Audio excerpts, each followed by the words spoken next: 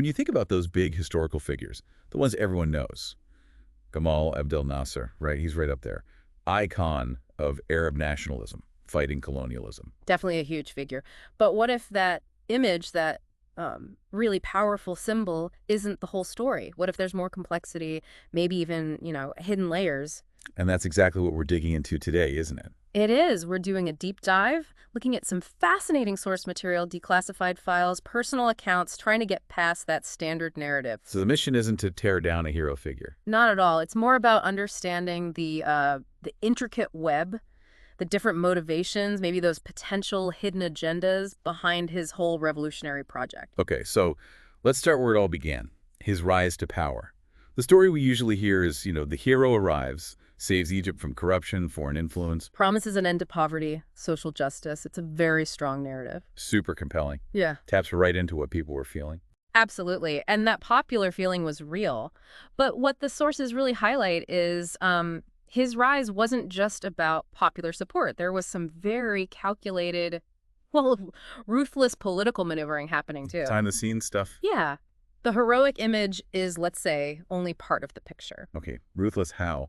What kind of maneuvering are we actually talking about here? Well, take the Free Officers movement, the group that actually carried out the 1952 revolution. Nasser wasn't like the automatic leader from day one. Right, there was General Naguib first. He was president. Exactly. Naguib was the face, held real influence, but Nasser kind of systematically sidelined him and other potential rivals, played on divisions, cleared the path for himself. It wasn't just things falling into place. It was quite deliberate. So even back then, the sources are suggesting personal power was already mixed in with the revolution's big public goals. Precisely. That seems to be a key insight. Publicly, it's all unity, reform, but privately, there's this strategic ambiguity going on. Especially with the West. Yes, early on, he sort of cultivates those relationships, maybe playing the moderate to get some breathing room, avoid early pushback, While secretly. while secretly laying the groundwork for major socialist changes, things that would totally reshape Egypt.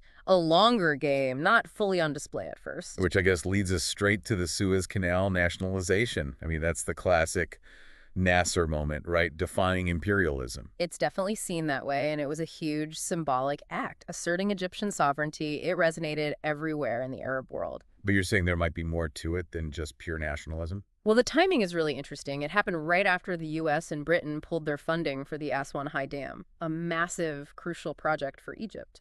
Okay. So connect the dots for us. While the nationalist aspect was absolutely real and powerful, the sources strongly suggest that finding another way to fund that dam was a major, if maybe less shouted about, driver for nationalizing the canal. Practical need met nationalist opportunity. That's a fascinating layer. This iconic moment of pride, Yeah. also driven by this, hidden financial pressure. Right. And then comes the Suez crisis itself.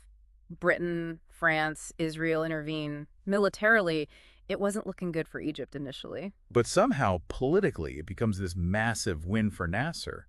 How on earth did he manage that? He was incredibly skillful on the international stage. He appealed to the Soviets. He used the UN framework really effectively. Basically put immense diplomatic pressure on the attackers. Turning defeat into victory. Essentially, yes.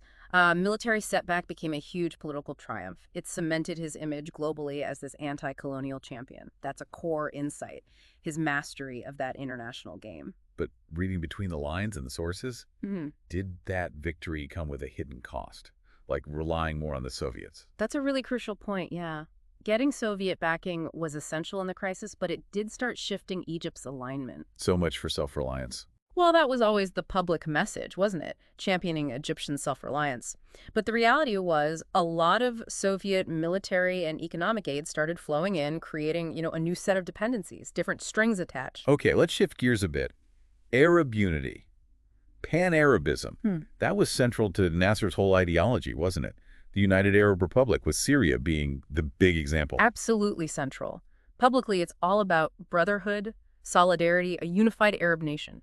But thinking about that theme of consolidating power, was the UAR purely about that ideal? Or was there a more, maybe, self-serving Egyptian angle? When you look at it through that lens, the UAR starts to look, well, a bit more strategically calculated from Cairo's perspective. The desire for unity was probably there, sure. Got it. But the sources strongly suggest a parallel ambition, expanding Egyptian influence, making Egypt the dominant force in the Arab world.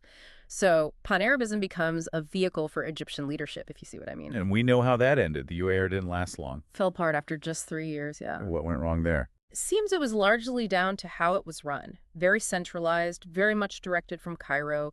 Syrian elites felt marginalized, like they were just junior partners. So the way they pursued unity actually undermined it. Kind of a key contradiction, isn't it? Trying to force unity under one dominant power often pushes people away, alienates potential partners.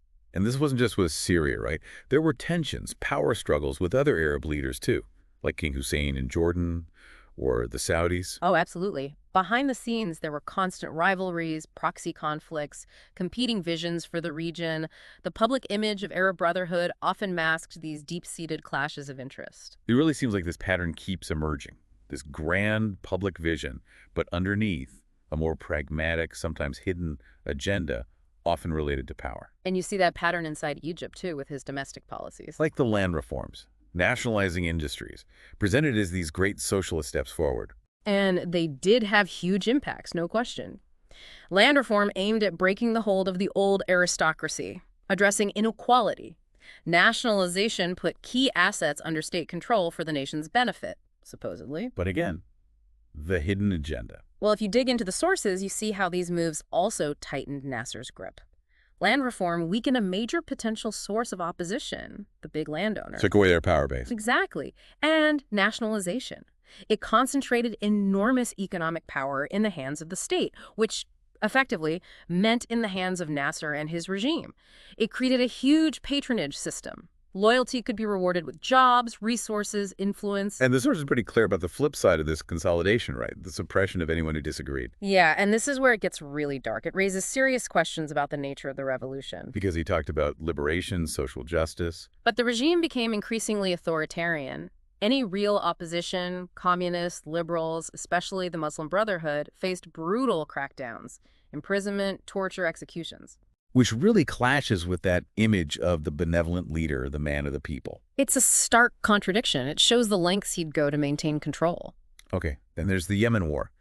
Egypt gets heavily involved. Publicly, it's about supporting fellow Republicans against the monarchy, right? Sure. Fits the anti-royalist pan-Arab narrative. That was the justification, yes. Supporting the revolution there. But the reality painted by the sources. The reality was it turned into this absolute quagmire, a long, incredibly costly war that just drained Egypt's military and finances. Like Egypt's Vietnam, some called it. That comparison gets made, yeah. Tens of thousands of troops deployed, heavy casualties. And the intelligence, the understanding of the situation on the ground seems to have been seriously flawed. They underestimated the royalist resilience, the tribal complexities, the Saudi support for the other side. And was the full cost known back home? Likely not. It seems much of the operation, the true human and financial toll, was kept pretty quiet. Again, that gap between the public justification and the harsh reality on the ground. And it definitely weakened Egypt. Which brings us, tragically, towards the Six-Day War in 1967. A total disaster for Egypt and the Arab states. Nasser's rhetoric beforehand was incredibly fiery, lots of promises of victory. Very defiant, very confident public stance, mobilizing troops in the Sinai, closing the Straits of Tiran. But the sources suggest even that mobilization might have had a hidden element. It appears, looking back, that at least part of it was a bluff, a calculated move to project strength, maybe rally Arab support, put pressure on Israel, possibly deter them. But it backfired catastrophically. Massively. There seems to have been a fundamental failure to anticipate Israel's reaction, the speed, the scale, the preemptive strike.